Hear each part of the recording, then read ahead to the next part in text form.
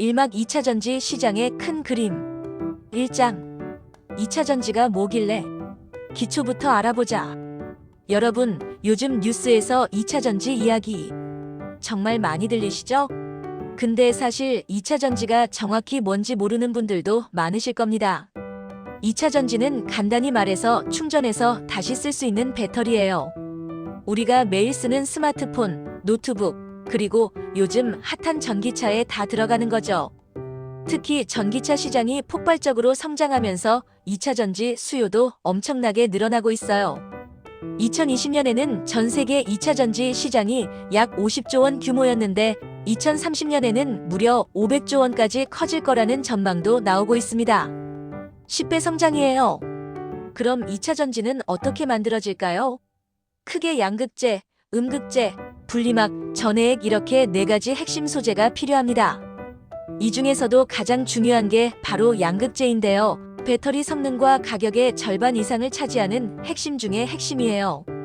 그래서 투자자들이 양극재 회사에 주목하는 겁니다. 한국은 이 분야에서 세계적인 경쟁력을 가지고 있어요. LG에너지솔루션, 삼성 SDI, SK온 같은 배터리 3사가 전 세계 시장의 30% 이상을 차지하고 있고 에코프로, 포스코퓨처엠 같은 소재 회사들도 글로벌 톱티어 기업들이죠. 우리나라 주식시장에서 2차 전지 관련주가 왜 이렇게 인기인지 이제 아시겠죠? 2장. 2024-2025년 2차 전지 시장. 무슨 일이 있었나? 작년부터 올해까지 2차 전지 시장은 정말 롤러코스터를 탔어요. 2023년 말까지만 해도 2차 전지 끝났다는 이야기가 많았거든요. 전기차 수요가 예상보다 느리게 늘어나면서 재고가 쌓이고 중국 업체들의 저가 공세도 심해졌죠. 하지만 2024년 하반기부터 분위기가 바뀌기 시작했어요. 미국의 IRA 인플레이션 감축법 보조금이 본격화되면서 북미 시장이 살아났고 유럽도 2035년부터 내연기관차 판매 금지를 확정하면서 전기차 전환이 가속화됐습니다. 특히 테슬라가 저가형 모델을 출시하면서 대중화의 물꼬를 텄죠. 2025년 들어서는 더 흥미로운 변화들이 나타나고 있어요. 첫째, LFP 리튬 인산철 배터리에서 하이니켈, NCM 니켈 마이너스 코발트 마이너스 망간 배터리로 수요가 다시 이동하고 있습니다. 왜냐하면 전기차 주행거리가 중요해지면서 에너지 밀도가 높은 하이니켈 배터리가 각광받고 있거든요. 둘째, 배터리 리사이클링 시장이 본격화되고 있어요. 초기 전기차들의 배터리 수명이 다하면서 폐배터리가 쏟아지는데 이걸 재활용하는 기술과 시장이 커지고 있습니다. 에코프로 같은 회사들이 이 분야에서도 선두를 달리고 있죠. 셋째, 전고체 배터리 상용화 경쟁이 치열해지고 있어요. 삼성 SDI, 도요타 등이 2027만 2028년 양산을 목표로 개발 중인데 이게 성공하면 게임 체인저가 될 수 있습니다. 3장. 글로벌 경쟁 구도 마이너스 한중일 배터리 전쟁. 2차 전지 시장은 사실상 한국, 중국, 일본 3국의 전쟁터예요. 각 나라마다 강점이 다르죠. 중국은 압도적인 시장 점유율을 자랑합니다. CATL이라는 회사가 전 세계 배터리 시장의 35% 이상을 차지하고 있어요. 중국의 강점은 뭐니 해도 가격입니다. 정부 보조금과 저렴한 원재료, 대규모 생산으로 가격 경쟁력이 엄청나죠. 특히 LFP 배터리 분야에서는 독보적이에요. 한국은 기술력으로 승부합니다. 하이니켈 배터리, 전고체 배터리 같은 차세대 기술에서 앞서 있어요. LG에너지솔루션은 GM, 포드와 손잡고 북미 시장을 공략하고 있고 삼성 SDI는 BMW, 스텔란티스와 협력하고 있습니다. 프리미엄 시장에서 강세를 보이는 거죠. 일본은 예전 배터리 강국이었지만 최근엔 좀 밀렸어요. 하지만 파나소닉이 테슬라와의 파트너십을 유지하며 버티고 있고 전고체 배터리 기술에서는 여전히 선두주자입니다. 도요타가 2027년 전고체 배터리 상용화를 선언했거든요. 투자자 입장에서는 이런 경쟁 구도를 이해하는 게 중요해요. 중국 업체들의 저가 공세가 심해지면 한국 업체들 주가가 흔들릴 수 있고 반대로 미국의 중국 견제 정책이 강화되면 한국 업체들에게 기회가 될 수 있거든요. 실제로 미국 IRA는 중국산 부품 사용을 제한하고 있어서 한국 업체들에게 유리하게 작용하고 있습니다. 이막 에코프로 집중 분석. 사장. 에코프로 왜 이렇게 주목받나? 에코프로는 한국 2차 전지 업계의 슈퍼스타예요. 주가가 한때 100만 원을 넘기면서 백만전자라는 별명까지 얻었죠. 근데 이 회사가 정확히 뭘 하는 회사일까요? 에코프로는 원래 환경 사업으로 시작했는데 자회사인 에코프로비엠을 통해 배터리 양극재 시장에 진출했어요. 양극재는 아까 말씀드렸듯이 배터리에서 가장 중요한 부품이에요. 에코프로비엠은 특히 하이니켈 NCM 양극재 분야에서 세계 1위 수준의 기술력을 가지고 있습니다. 회사의 사업 구조를 보면 크게 세 가지로 나뉘어요. 첫째, 에코프로비엠 양극재. 둘째, 에코프로 EM 리사이클링. 셋째, 에코프로 AP 전구체. 이렇게 배터리 소재의 전주기를 커버하는 구조죠. 특히 리사이클링 사업은 미래 성장 동력으로 주목받고 있어요. 에코프로의 가장 큰 강점은 기술력과 고객사예요. SK온, 삼성 SDI 같은 국내 빅3는 물론이고 최근에는 유럽과 북미 시장 진출도 본격화하고 있습니다. 특히 SK온과 헝가리 합작 공장을 짓고 있는데 이게 가동되면 유럽 시장 공략이 한결 수월해질 거예요. 재무적으로도 탄탄해요. 매출이 폭발적으로 늘어나고 있고 영업이익률도 10% 이상을 꾸준히 유지하고 있습니다. 다만 최근 중국 업체들의 추격과 원재료 가격 변동성이 리스크로 작용하고 있죠. 5장. 에코프로 주가 흐름 완벽 정리. 에코프로 주가는 정말 극과 극을 달렸어요. 2020년만 해도 10만 원대였던 주가가 2023년 7월에는 100만 원을 돌파했습니다. 무려 10배 상승이죠. 하지만 그 이후 조정을 받으면서 2024년 초에는 50만 원대까지 떨어졌어요. 왜 이렇게 급등했을까요? 2022년부터 전기차 수요 폭발. 기대감이 커지면서 2차 전지 관련주들이 일제히 상승했어요. 에코프로는 그 중에서도 기술력과 성장성이 가장 뛰어나다는 평가를 받으면서 대표주자가 됐죠. 개인 투자자들의 영끌 매수도 이어졌고요. 하지만 2023년 하반기부터 문제가 생겼어요.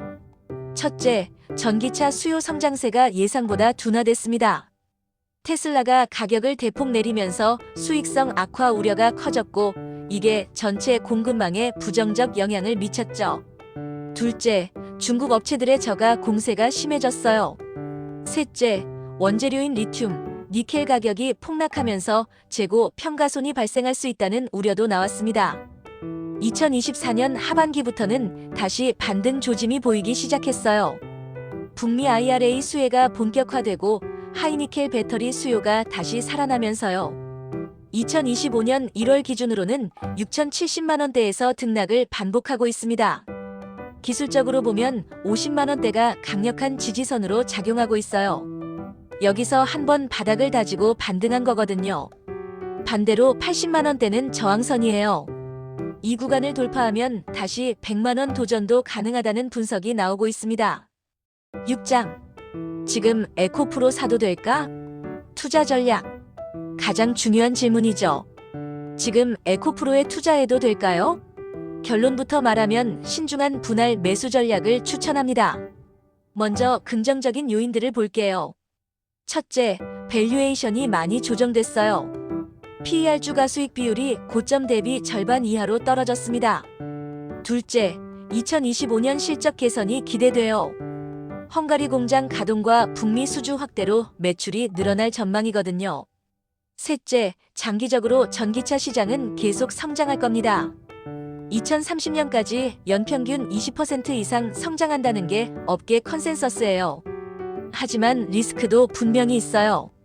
첫째, 중국 업체들의 추격이 무섭습니다. 기술 격차가 점점 좁혀지고 있어요. 둘째, 원재료 가격 변동성이 커요. 리튬, 니켈 가격이 급등하면 마진이 줄어들 수 있습니다.